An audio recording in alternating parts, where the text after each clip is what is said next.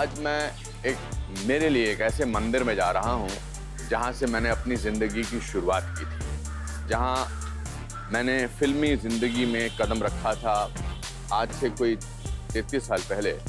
आज मैं एक ऐसी शख्सियत को इंटरव्यू करने वाला हूँ जो फिल्मों के हिसाब से अगर मैं उन्हें अपना पिता समान कहूँ तो बिल्कुल गलत बात नहीं होगी, जिन्होंने मुझे एक ऐसी पहली फिल्म दी जिससे मेरी जिंदगी बदल गई।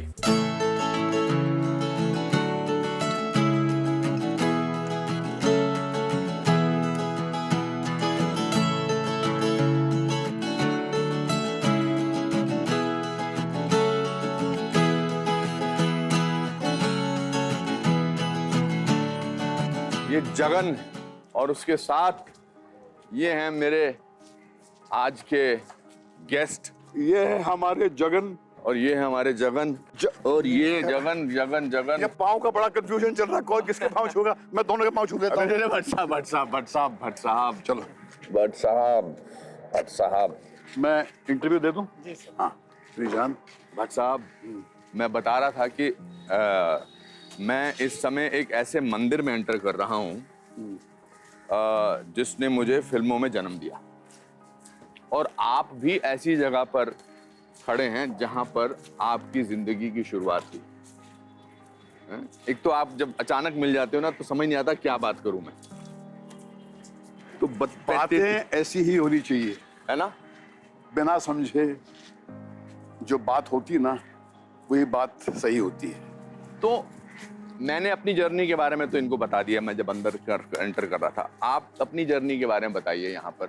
How did your journey start and reference to this Mehboob studio, the great Mehboob Khan studio.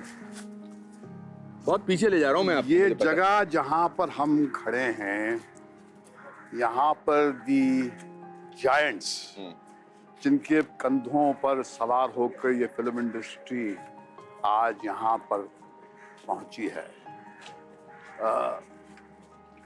ये जगह उनकी मेहनत से तराशी गई है। महबूब खान साहब नवसारी के गांव से आए थे, कहते थे अंगूठा छाप फिल्म मेकर थे, पढ़ना लिखना नहीं आता था, मगर mother India is the defining film of the Hindi cinema history. और यहाँ पर मैंने अपना करियर शुरू किया था 1969 के एंड में। 1969 के एंड में विद मिस्टर राज खोसला। आपकी उम्र क्या थी तब? मैं 19-20 साल का था और यहाँ पर आया था। मैं दरवाजे पे खड़ा था, मेन गेट पे मुझे रोक लिया था अपना वॉचमैन ने। तो उन्होंने मुझसे कहा भैया कहाँ जा रहे हो? तो मैंने कहा राज खोसला साहब के दफ्तर जा रहा हूँ। ऐसे जाने नहीं देते हम अंदर। तो उसने कहा भैया देखिए हमको बुलाया है, बिना बुलाए हम भी नहीं जाते कहीं पर। झूठ बोल दिया मगर काम आ गया, बड़े कन्विक्शन से झूठ बोला मैंने। मुझे याद है कि राज साहब से जब मैं पहले मरतबा मिला, राज साहब की कुछ फिल्में हमारी, राज खोसला साहब ने दो रास्ते, मेरा गांव मेरा देश, मेरा साया, वो कौन थी, मैं तुलसी तेरे आंगन की, बहुत सारी फिल्में बनाई हैं। And he was the assistant of the great Guru Dutt और अ wizard. According to me Raj Khosla के साथ में हिंदुस्तानी सिनेमा की हिस्ट्री ने वो इंसाफ किया नहीं जो डिजर्व करते थे, जो अक्सर होता रहा है कि जो डिजर्व करते हैं उनका जिक्र होता नहीं, क्योंकि वो अपने आप को एग्रेसिवली मार्केट नहीं करते। तो आप, but he was one of the finest film maker जिनके साथ में मैंने अपना सफर शुरू किया। I remember the first scene. No sorry to go back to. तो आप उनसे मिले जी? What was that meeting like? तो मैं उनके एयर कंडीशन कमरे में जब मैंने कदम रखा तो मैंने देखा कि गुरुदत्त की बड़ी तस्वीर लगी थी उनके पीछे। उन्होंने इशारा किया, मुझे आके कहा कि बैठो। मैं बैठा और मुझे याद है कि वो जो आइए बैठते हैं, the feel of that sofa was cold। बाहर बहुत गर्मी थी, तो कोल्ड रूम। और बैठते के साथ ही उन्होंने पूछा कि do you know anything about film making? तो मैंने कहा कि नो सर, नथिंग। उन्होंने मुस्कुरा के कहा, very good, 0 is a brilliant figure to begin from.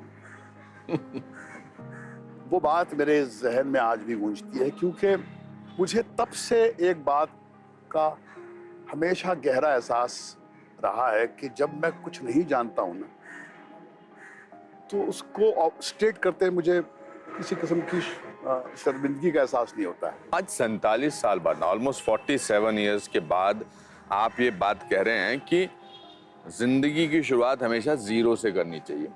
तो इस 47 साल में आज आप अपने आप को किस मुकाम पे पाते हैं?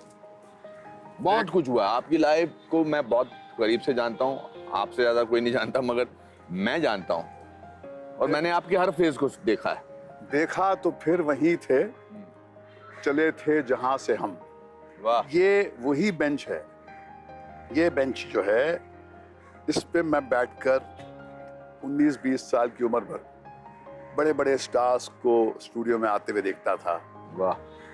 The great Rajesh Khanna, the great Chetan Anand, Dev Sahab, Vijay Anand साहब, बड़े बड़े लोग, मुमताज जी आती थी।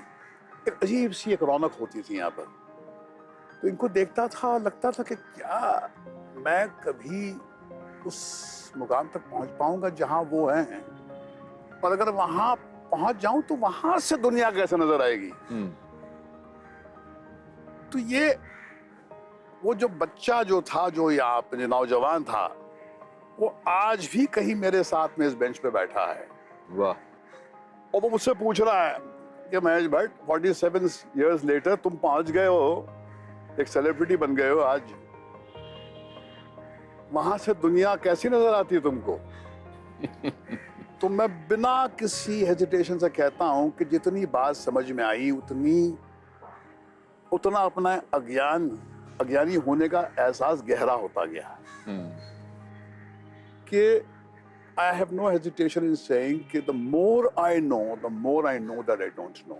Let me come back to our memories, because that's where journey is all about. Whatever you are today is because of your journey. आप कोई और जर्नी नहीं चाहते अपनी लाइफ की। ऐसा नहीं कि आप चाहते कि यार मेरे ये 47 years किसी और तरीके से बीतते। No, I'm very happy with the profession I'm in. नहीं, जो अभी तक आपने 47 साल गुजारे हैं, उसी ने आपको ऐसा बनाया? बिल्कुल। 19 साल की उम्र में, 20 साल की उम्र में ऐसे थे? नहीं, मुझे लगता है कि वो जिंदगी की जो धूल जो कहीं पर आज जिस्म से, मेरे रूह से लिपटी हुई है, वो सब मेरी शख्सियत का एक हिस्सा है। I am whatever I am because of my successes and my failures and my stupidities, my vulnerabilities, my inadequacies. Now we are entering this for our viewers who do not see Mehboob, who do not see studios. आजकल studios different हो गए हैं, आज on location होते हैं. So this is, if I remember, this is the office of Mr. Raj That Khosla. is the office of Shri Raj Khosla. मतलब इस corridor अब में मैं जब वॉक कर रहा हूँ, हाँ, so I have stepped back into the stream of time. और लगता है कि जो पास्ट और प्रेजेंट, वो सब कुछ जो है कुछ ओवरलैप सा हो गया है। देखिए आप यहाँ तो बहुत बार आए हैं, मैं भी बहुत बार आया हूँ, और आज मेरे मेहमान आप हैं, तो मुझे तुम्हारी याद आती है।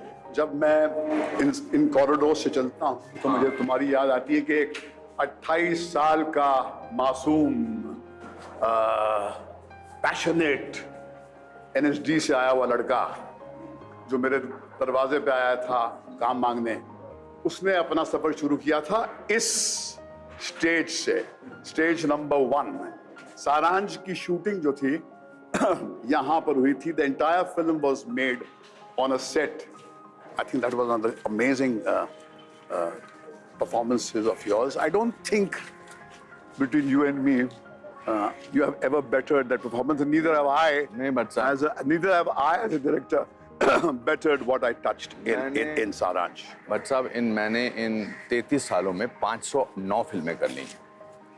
दुनिया के किसी भी कॉर्नर में जाता हूँ, लोग बोलते हैं सारांश वाली बात नहीं है, ये आपने मुझे श्राप दे दिया। एक बहुत अच्छा वरदान भी दिया और वरदान के रूप में श्राप भी दिया। अनुपम, हमारी ट्रेजेडी ये होती है, हमारा बेस्ट काम जो होता है हमारा दुश्मन बन के खड़ा हो जाता है और फिर सारी दुनिया आपको उस रेफरेंस पॉइंट से जज करती है, natural. So I think, but how many people can boast like you are saying? That's true. Yes, I have a saransh. Nobody. I think we'll talk into the studio now. वरना ये तो यहीं पर चलता रहेगा। चलता ही रहेगा क्योंकि बात निकलेगी तो बहुत दूर तक जाएगी। Let's go.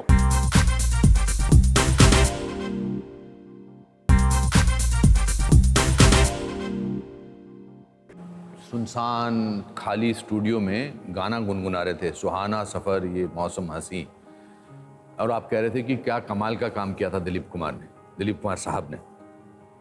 What is your memories of, since very few people of today's generation who have interacted with Dilip Sahab, the greatest actor India has produced? What are your memories of Dilip Sahab? The last Mughal, I would say. Half the actors have imitated him and half the actors have tried not to imitate him. वो एक reference point रहे हैं, हाँ? क्योंकि वो mold है जिसके reference point से performance को judge किया जाता था.